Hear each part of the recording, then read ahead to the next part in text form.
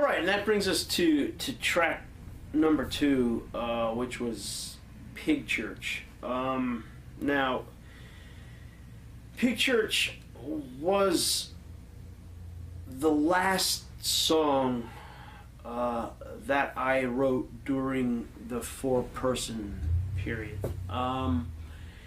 It was the one song I have a memory of writing while all 4 members were in the band. It wasn't one of the early ones where just Dave and I worked on it. It was written during the height of the band at this point. It was very punk in the truest sense, very upbeat in rhythm, kind of energetic, kind of pogo stick style bass bouncing around, and just a short, fast piece that I remember everybody liking this song a lot, and it was a straightforward take on just human sin or the evil nature of people, which we had this covered that ground in the aftermath. This one here being a little more in your face than even that one was. This is the Savior Sect song that had all the profanity in it, where Anastasia was up there screaming and cursing, but the whole point of it was if you listen to the words, it's not a song written in ignorance. I think what the song did, it had a lot to say about the state of people and the state of addiction, which I think was really the underlying evil, bringing alcoholism into it, and either heroin or cocaine addiction, the white powder mentioned, and just overall being, abused by the devil. Okay, not that my heart at that point in time was in a Christian place. No, mind you, because it certainly wasn't. But by the same token, it was using Christianity kind of as a standard of moral right and wrong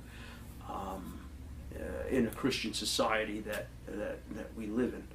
I think now it perhaps even has a deeper meaning to me because of those very things. I find that when I listen to it, it's very the impact of just the strength of the music, it compressed into a short song, a small piece, and Anastasia's energy of bringing forth these really straightforward, really non-poetic images. Welcome to the Pig Church. See your name in lights. Very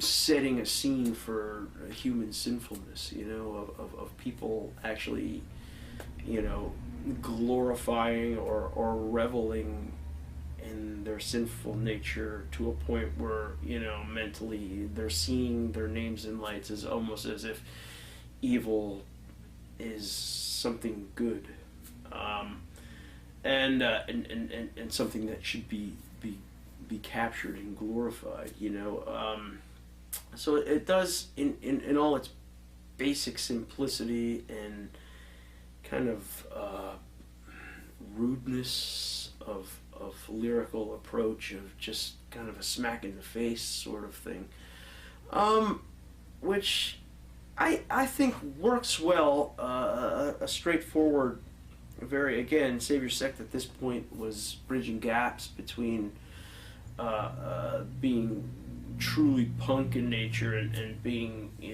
gothic in nature. Dexter's guitar playing adding a real separation and allowing those atmospheric elements to come through because of his abstract playing and all the effects that he was putting on his guitar. Kind of took us out of this straight, 3-chord power chord thing that would have kept us more of kind of a gutter or garage punk type of band.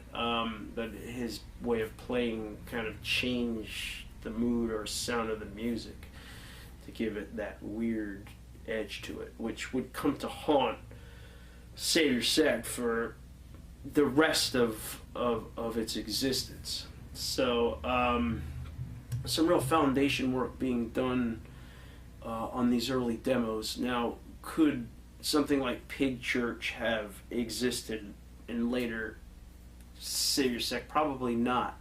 But again, as a standalone piece, confined within this single 3-song promo, it stands out as something very different in our catalog. And again, nothing has been recorded like that since within the confines of this band. So yeah, interesting stuff. Really a contrast did well as well to the first song, which was something entirely different. So